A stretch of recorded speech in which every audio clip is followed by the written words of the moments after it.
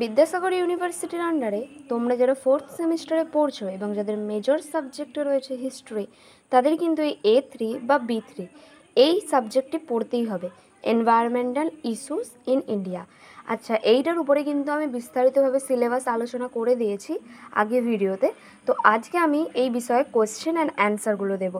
যে unit 1, unit 2, unit 3, unit 4 চারটে unit রয়েছে। চারটে ইউনিট থেকে কোন কোন কোয়েশ্চেনগুলো আসতে পারে আর কোনগুলো বেশি ইম্পর্ট্যান্ট, সেই অনুযায়ী আমি তোমাদের কোয়েশ্চেন দেবো। যদি আমার পক্ষে সম্ভব হয় আমি পরীক্ষার আগেও কিন্তু তোমাদের লাস্ট মিনিট সাজেশান দেবো। সেক্ষেত্রে কিন্তু আরও কোয়েশ্চেন সংখ্যা অনেক কমে যাবে, শুধুমাত্র ইম্পর্ট্যান্ট কোয়েশ্চেনগুলোই কিন্তু তোমরা করবে। তাহলে চলো শুরু করা যাক। কোয়েশ্চেন অ্যান্সারগুলো তোমরা কিন্তু ভালো করে পড়ে নিও। এগুলো প্রথমে রয়েছে ইউনিট 1 থেকে পরিবেশ বিষয়ে সামাজিক দৃষ্টিভঙ্গি আলোচনা করো। মানুষ কীভাবে প্রকৃতির সাথে মিথস্ক্রিয়া করে এবং তাকে রূপান্তরিত করে। দ্বিতীয়, মানব প্রকৃতির সম্পর্ক অধ্যয়নের সাম্প্রতিক প্রবণতাগুলি ব্যাখ্যা করো, উপযুক্ত উদাহরণ দাও। তৃতীয়, অ্যানথ্রোপোসিন ধারণাটি সমালোচনামূলকভাবে বিশ্লেষণ করো, এটি কীভাবে মানুষ ও প্রকৃতির সম্পর্কের প্রতিফলিত করে। 4 নম্বর, পরিবেশ একই সঙ্গে একটি সামাজিক নির্মাণ এবং প্রাকৃতিক বাস্তবতা উক্তিটি মানব প্রকৃতির সম্পর্কের আলোকে আলোচনা করো। 5 নম্বর, মানব পরিবেশ সম্পর্ক গঠনে রাজনৈতিক, অর্থনৈতিক ও সাংস্কৃতিক উপাদানের ভূমিকা আলোচনা করো। 6 নম্বর, অ্যানথ্রোপোসিন কি, এটি পূর্ববর্তী ভূতাত্ত্বিক যুগগুলি থেকে কিভাবে ভিন্ন এবং পরিবেশ অধ্যয়নে কেন গুরুত্বপূর্ণ। 7 নম্বর যে কোয়েশ্চেনটি রয়েছে, শিল্পায়ন ও বিশ্বায়নের মানব প্রকৃতি সম্পর্কের ওপর প্রভাব আলোচনা করো। এরপরে সেকেন্ড ইউনিটের যে কোয়েশ্চেনটা রয়েছে, প্রথম, প্রাক ঔপনিবেশিক ভারতে পরিবেশ সম্পর্কিত ভৌগোলিক, পরিবেশগত ও সাংস্কৃতিক ধারণাগুলি আলোচনা করো।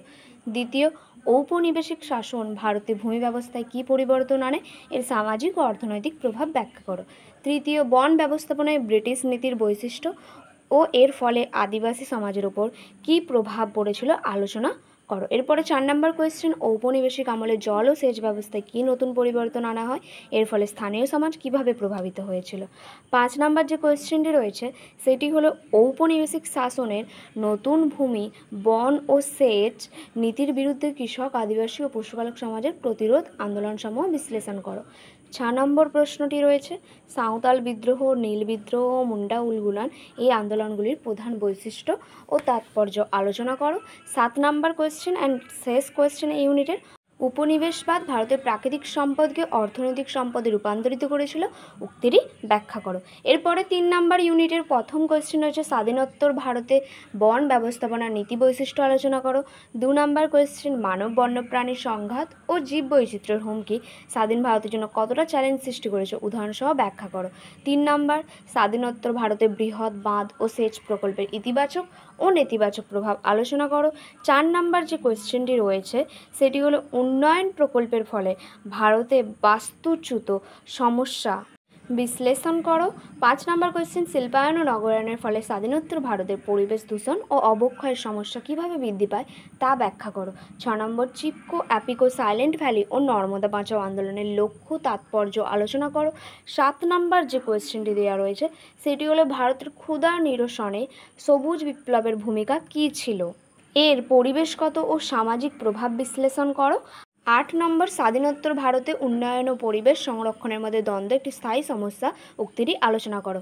এরপরে যে 4 নম্বর ইউনিটটি রয়েছে তার প্রথম কোয়েশ্চেন, বৈশ্বিকীকরণের যুগে পরিবেশগত সমস্যা কীভাবে বৃদ্ধি পেয়েছে বিস্তারিত উল্লেখ করো। 2 নম্বর, জলবায়ু পরিবর্তন কেন একটি বৈশ্বিক সমস্যা হিসেবে দেখা, এর প্রভাব সম্পর্কে বিস্তারিত লিখো। 3 নম্বর, জলবায়ু পরিবর্তনের বিরুদ্ধে আন্তর্জাতিক স্তরে কী ধরনের উদ্যোগ নেওয়া হয়েছে, কিছু উদাহরণ উল্লেখ করো। 4 নম্বর যে কোয়েশ্চেনটি, বৈশ্বিক জলবায়ু তৃতীয় চুক্তিগুলি যেমন কিয়োটো প্রোটোকল, প্যারিস চুক্তি কীভাবে পরিবেশ রক্ষায় সহায়ক বিশ্লেষণ করো। 5 নম্বর, বৈশ্বিকীকরণের প্রভাবে পরিবেশ সংরক্ষণ ও অর্থনৈতিক উন্নয়নের মধ্যে সংঘাত কেমন দেখা দেয়, জলবায়ু পরিবর্তন মোকাবিলায় ভবিষ্যতে আন্তর্জাতিক সম্প্রদায় কী ধরনের চ্যালেঞ্জের মুখোমুখি হতে পারে। এই কোয়েশ্চেনগুলোই হচ্ছে একদম ইম্পর্ট্যান্ট কোয়েশ্চেন, এগুলোই ভালো করে যাও। দেখা হবে পরবর্তী ভিডিওতে।